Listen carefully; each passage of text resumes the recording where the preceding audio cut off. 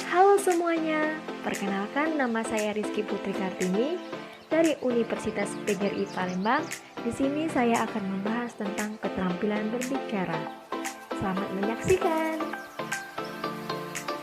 Berbicara merupakan kemampuan atau kesanggupan seseorang dalam mengucapkan kata-kata untuk mengekspresikan, menyatakan, serta menyampaikan gagasan dan perasaannya secara lisan kepada orang lain. Secara umum, tujuan berbicara adalah untuk berkomunikasi kepada orang lain. Kegiatan berbicara dikatakan berhasil apabila apa yang disampaikan oleh pembicara persis sama dengan apa yang dipahami oleh pendengar. Manfaat berbicara yaitu 1. Komunikasi dengan antar individu dan kelompok menjadi lebih efektif. Kedua, melancarkan pertukaran informasi. 3. Menambah kepercayaan diri. 4. Menambah karisma dan wibawa. 5. Salah satu faktor mempermudah memperoleh pekerjaan. 6. Menambah level nilai dalam diri. Dan 7. Bisa mendapat kepercayaan dari masyarakat. Beberapa prinsip umum berbicara menurut Taringan yaitu 1. Membutuhkan paling sedikit 2 orang. Berbicara sebagai komunikasi tentu sangat memerlukan pihak yang berperan sebagai komunikator dan pihak lainnya sebagai komunikan.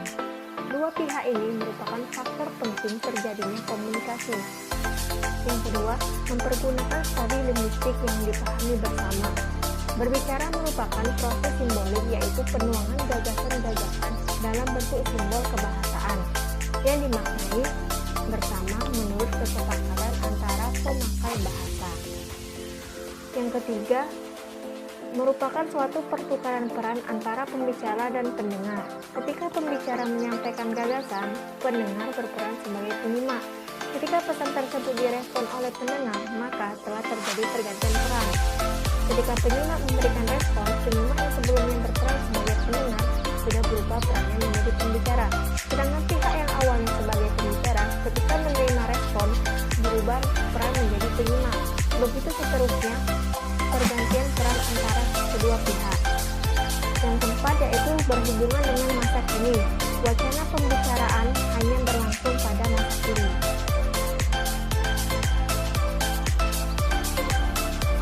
Jenis-jenis berbicara. 1. Berdasarkan situasi. Dapat dibedakan menjadi 2 jenis. Yang pertama yaitu berbicara formal, adalah berbicara yang terikat pada aturan-aturan baik aturan tata krama maupun kebahasaan. Contohnya seperti seminar, adalah untuk mencari kesepakatan, kesamaan dalam menghadapi persoalan, sifatnya formal sehingga menyediakan makalah yang akan disajikan. Yang kedua itu lokakarya, adalah suatu acara di mana beberapa orang berkumpul untuk memecahkan masalah dan mencari solusi. Yang ketiga itu simposium, adalah serangkaian pidato pendek di depan peserta dengan seorang pemimpin. Pidato-pidato itu mengemukakan aspek-aspek yang beda dari topik tertentu.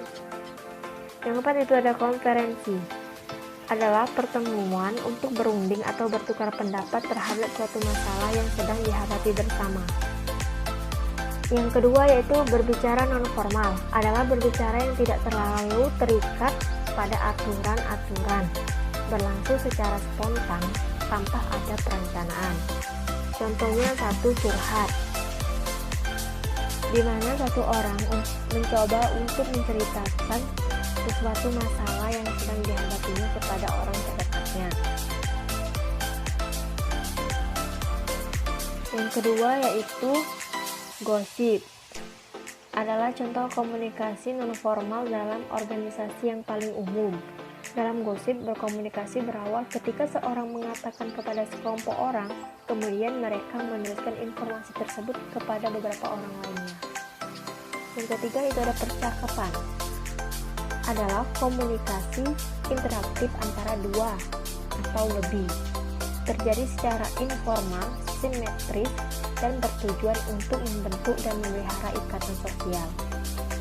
Yang kedua yaitu berdasarkan keterlibatan pelaku. Dibedakan menjadi 2 jenis yaitu 1. Berbicara individual, berbicara yang dilakukan oleh seorang pelaku pembicara misalnya pidato. Yang kedua yaitu berbicara kelompok, berbicara yang melibatkan banyak pelaku pembicara, misalnya diskusi dan debat. Yang ketiga yaitu ada berdasarkan alur pembicaraannya, dapat dibedakan menjadi dua jenis. Yang pertama yaitu ada berbicara monologis, adalah kegiatan berbicara yang dilakukan seorang. Yang kedua yaitu berbicara dialogis, yaitu kegiatan berbicara yang dilakukan secara dua arah. Hubungan berbicara dengan keterampilan berbahasa lainnya. 1. Hubungan berbicara dengan menyimak. Kemampuan berbicara dimulai dari proses menyimak. Hubungannya adalah seorang anak belajar berbicara dimulai dengan menyimak. Yang kedua, terjadinya pergantian peran antara penyimak dan pembicara. Yang ketiga yaitu kemampuan berbicara dapat dijadikan tolak ukur kemampuan menyimak. Yang keempat yaitu berbicara dapat dijadikan bentuk reproduksi dari proses menyimak. Yang kedua yaitu hubungan berbicara dengan membaca, bahwa membaca merupakan keterampilan berbahasa yang bersifat pemahaman. Adapun hubungan antara keterampilan berbicara dengan membaca yaitu 1. Berbicara dapat dijadikan bentuk reproduksi dari proses membaca. Yang kedua, pada orang dewasa peningkatan kemampuan berbicara dapat dilakukan melalui proses membaca. Dan yang ketiga yaitu membaca dapat menjadi sarana efektif dalam memandu dalam kegiatan berbicara. Dan yang ketiga yaitu hubungan berbicara dengan menulis. Ada hubungan antara menulis dengan berbicara. Yang pertama yaitu kemampuan menulis dapat dijadikan sarana pendukung bagi kemampuan berbicara. Dan yang kedua, menulis sangat diperlukan dalam kegiatan berbicara dialog. Faktor penunjang keefektifan berbicara. Yang pertama yaitu faktor kebahasaan yang meliputi 1. Ketepatan ucapan. Ketepatan ucapan sangat penting bagi seorang pembicara agar yang disampaikan bisa dipahami dengan baik oleh pendengar dan proses komunikasinya akan berjalan dengan lancar. Yang kedua yaitu penempatan tekanan, nada, sendi, dan durasi yang sesuai. Merupakan daya tarik tersendiri dalam berbicara. Walaupun masalah yang dibicarakan kurang menarik, apabila disajikan dengan penempatan tekanan, nada, sendi, dan durasi yang sesuai, maka masalahnya akan menjadi menarik. Yang ketiga yaitu pilihan kata atau diksi. Pilihan kata yang digunakan dalam berbicara hendaknya tepat, jelas, dan bervariasi. Pendengar akan lebih tertarik mendengarkan apa yang kita sampaikan. Yang keempat yaitu ketepatan sasaran pembicaraan. Pembicaraan yang menggunakan kalimat yang efektif akan memudahkan pendengar memahami isi pembicaraan tersebut. Faktor non-kebahasaan. 1. Sikap yang wajar, tenang dan tidak kaku. 2. Pandangan harus diarahkan kepada lawan berbicara. 3. Kesediaan menghargai pendapat orang lain. 4. Gerak-gerik dan mimik yang tepat. 5. Kenyaringan pada suara. 6. Kelancaran. 7. Relevansi atau penalaran penugasan topik.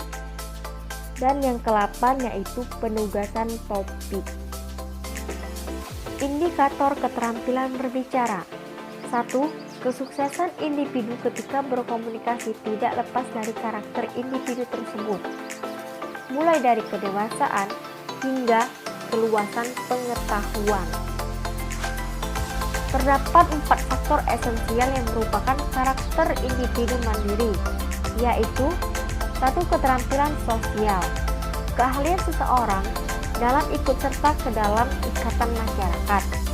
Skill ini mengharuskan seseorang untuk tahu mana yang bisa dikatakan dan mana yang tidak, dan bijaksana dalam bagaimana dan kapan mengungkapkannya. Yang kedua yaitu keterampilan semantik. Keahlian untuk memakai dan mengetahui setiap arti kata yang diutarakan. Maka dari itu, seseorang yang ingin mempunyai keahlian berbicara dituntut untuk memiliki kosakata yang luas dan mendalam. Yang ketiga yaitu keterampilan fonetik, merupakan kecakapan dalam pengucapan setiap kata.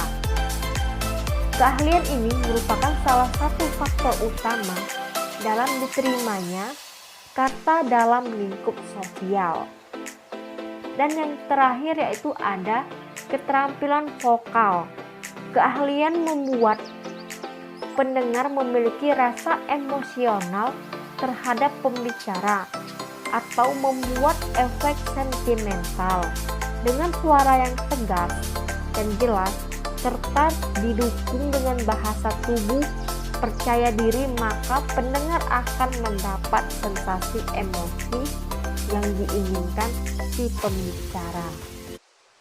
Metode berbicara yang pertama yaitu impromptu, serta merta atau spontan, yaitu membawakan pidato tanpa persiapan dan hanya mengandalkan pengalaman dan wawasan. Metode ini pembicara menggunakan cara spontanitas, biasanya digunakan untuk pidato yang sifatnya mendadak dan disajikan menurut kebutuhan saat itu. Kekurangan dari metode impromptu yaitu sifatnya mendadak, kurang persiapan, sehingga kemungkinan ada yang terlupa. Kelebihan dari metode ini yaitu bahasanya yang digunakan singkat sehingga tidak membosankan dan bisa bebas memilih topik bahasan namun tetap sesuai dengan acara. Yang kedua yaitu metode ekstemporan, metode penjabaran kerangka. Menjabarkan materi pidato yang terpola secara lengkap adalah teknik yang sangat dianjurkan dalam berpidato. Materi yang akan disampaikan harus disiapkan garis-garis besar isinya dengan menuliskan hal-hal yang dianggap paling penting untuk disampaikan. Kekurangan dari metode ekstemporan yaitu seakan-akan kurang siap karena perlu berkali-kali menunduk untuk melihat catatan yang telah dipersiapkan. Kelebihan dari metode ekstemporan yaitu materi yang disampaikan dapat diungkapkan secara sistematis dan juga lengkap. Yang ketiga yaitu metode naskah. Metode ini selalu membaca naskah yang telah dipersiapkan sebelumnya. Biasanya metode ini dipakai pada pidato-pidato resmi agar tidak terjadi kekeliruan karena kata yang diucapkan dalam situasi resmi akan disebarluaskan dan dijadikan figur oleh masyarakat dan juga dikutip di media massa. Kekurangan dari metode naskah yaitu membosankan, interaksi dengan pendengar kurang, suara yang monoton, dan bersifat kaku. Kelebihan dari metode naskah yaitu pidato terencana dengan baik, lengkap, dan sistematis. Kalimatnya dapat dikoreksi ulang dan juga tidak ada yang lupa. Yang keempat yaitu metode menghafal atau tanpa teks. Pembicara membuat teks kemudian menghafalkannya. Naskah yang telah dipersiapkan sebelumnya bukan untuk dibaca, melainkan untuk dihafal. Kekurangan dari metode menghafal yaitu bila lupa akan mempengaruhi isi pidato dan juga akan menyebabkan membosankan, suara yang terlalu monoton. Ada juga kelebihan dari metode menghafal yaitu melatih daya ingat dan pidato tersusun secara sistematis.